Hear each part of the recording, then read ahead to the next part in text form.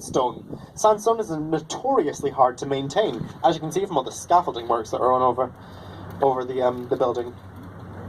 I'm trying to see if everybody's going to be able to spot this. Right, so, as we are turning around, ladies and gentlemen, look like right in front of us onto the bank side. You might need to squint through the darkness, but you can kind of see a little small turreted hut with steps leading down to the water side.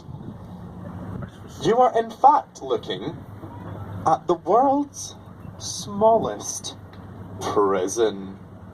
Those steps leading down to the water are Black Rod steps, and if you were a traitor in the olden days, the likes of Guy Fawkes, William Wallace, and Anne Boleyn, you were kept inside that hut overnight, and on the day of your judgment you were taken down those steps, in chains, thrown into a waterman's boat, and you were sailed down the River Thames to the Tower of London, where you'd be further imprisoned and eventually executed. And that, ladies and gentlemen, boys and girls, is the exact same route we will be taking today. But don't worry, if you all behave yourselves and don't stand up in the upper deck, I will not drop you off at the Tower of London for your punishment. You've been warned. Yep.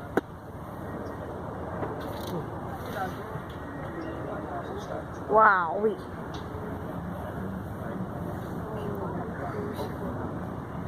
is that beautiful? So it's smoky right now.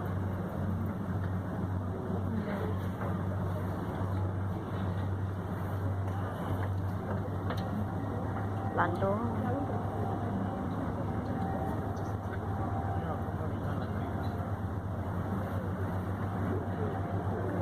Wow.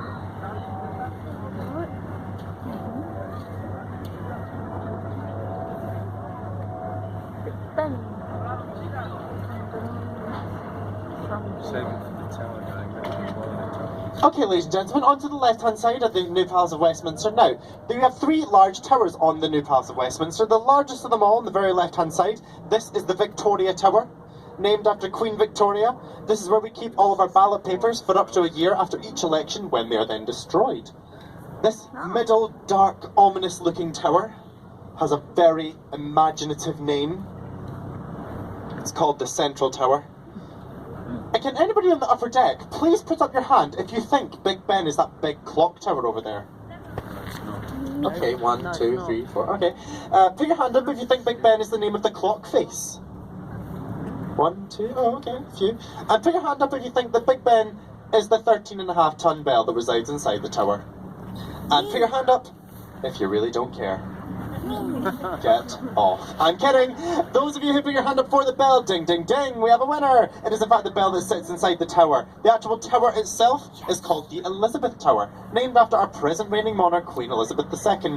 As you can tell, there are maintenance works going on in the tower right now. They haven't been done in over 37 years. Some would say it's about time maintenance works happened on the clock tower. The bell will now be kept silent for the next 4 years because if it was to keep on going off every hour, every day, the workers working on the tower would become deaf within 3 days because the bell is so loud. I've seen these workers around London. They do look awfully tired because, you know, they're working around the clock. That's right, ladies and gentlemen. Hello. Dad jokes all the way around. They're terrible. They don't get any better. So buckle in, you're stuck with me for the next 45 minutes. Also, ladies and gentlemen, I love the enthusiasm, but as we go under our bridges, can we withhold our enthusiasm a little bit, just because I can't actually hear myself speak? Sorry, I love you guys. Anyway, onto our left-hand side. This building with the 4 green roofs and the flags on top. This is the Ministry of Defence building, also known as London's Iceberg, because 2/3 of that building go underground for security purposes. Apparently underground there is a nuclear bunker that has tunnels leading to Buckingham Palace, 10 Downing Street, and Parliament. So if there's ever a nuclear apocalypse, you could be stuck in this bunker with the likes of the Queen and Theresa May.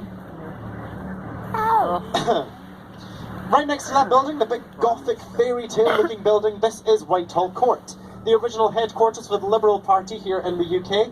whose most famous leader was William Gladstone. Also the headquarters for MI6 during World War II. They've now moved to a further secretive location.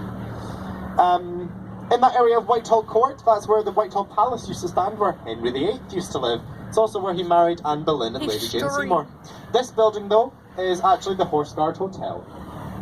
In front of us, we've got the Golden Jubilee footbridges. Completed in 2002, these are our youngest bridges along the Thames today. They're said to complement the London Eye. As we are about to sail under these bridges today, I did say to stop shouting, but we're going to play my favourite game. Please wave at the people on them! It's about the only time you can wave at someone in London and them not file a restraining order against you. So we highly encourage it on board here today. Yes, lots of people on the bridge today.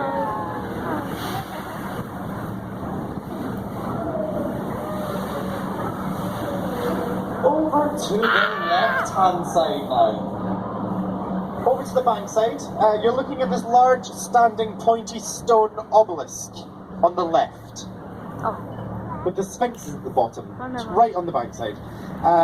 This is Cleopatra's Needle. What? That is the oldest thing you are going to see in all of London without stepping foot into a museum. Next up. It is 3,500 years old. Can everybody see it? I'll actually take it to him. Put your hand up if you can't. This big stone thing on the side there. There we go. See it, point That is into the oldest sky. thing you're going to see in London without stepping foot into a Do you want me to museum. take the It's picture? 3,500 years old. It's actually older than London itself. And it's got nothing to do with Cleopatra. It was actually built 1,000 years before Cleopatra's reign. But we were given that as a gift for our help in the Battle of the Nile in 1812. When it was being brought across to be presented to us, it was in a lovely silver enclosed capsule called the Cleopatra, tied to the back of a boat called the Olga. And when it showed up, we thought it looked like a needle. There was the name Cleopatra. 2 and 2 make 4. Cleopatra's Needle. And I cannot stress enough, ladies and gentlemen, that this was a gift to us. It's one of the very few things that we didn't steal from Egypt. On the right-hand side, this big, ugly-looking building with the electronic advertising on the front. No, it's not a multi-storey car park. This is our National Theatre. It is a brutalist architecture. It's designed to displease the eye. Prince Charles actually described it as looking like the back end of a nuclear power station. How rude, not even the front end. But as with everything in life, beauty is on the inside. Inside there are 3 stunningly gorgeous theatres, the Littleton, the Dorfman and the Olivier. You can actually go see a production there for as little as £15, which compared to West End prices is an absolute steal. Good. Onto the right hand side now, you're looking at this red building with the white stripes and the lit up tower on the top. This is the Oxo building, and that is the Oxo Tower. Oh no, wait. That doesn't say Oxo up there. I'm sorry, that's just a bunch of random geometrical shapes, ladies and gentlemen. I am mistaken. Apologies. Well, you're actually sailing on a royal highway today. And back in the 1930s, it was illegal to advertise your brand on the Thames. Kings and the Queens at the time thought it was distasteful to have any companies advertising their brand on their waters. So when Oxo, the meat manufacturing company and popular stock cube company, came along and built this tower that, well, quite clearly says Oxo, they were taken to court.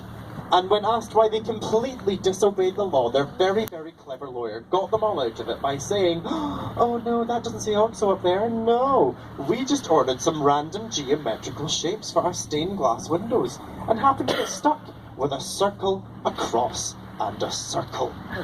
It's completely coincidental that they also glow up red at night, which is our company colours.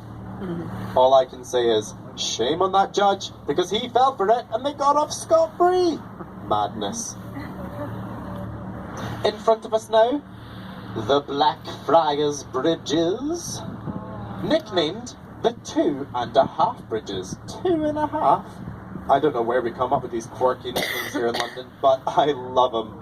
So the bridge we're just about to sail underneath right now is the Victorian Footbridge, which all the footpaths and roads go across. The one just behind that is the railway bridge. That houses platforms 1 and 2 of Blackfriars Station. So that's one bridge. Gorgeous. And that's another bridge. Where does this half bridge come into it? Oh, Ui, mà my đáp lại chậm, mày không ơi. God.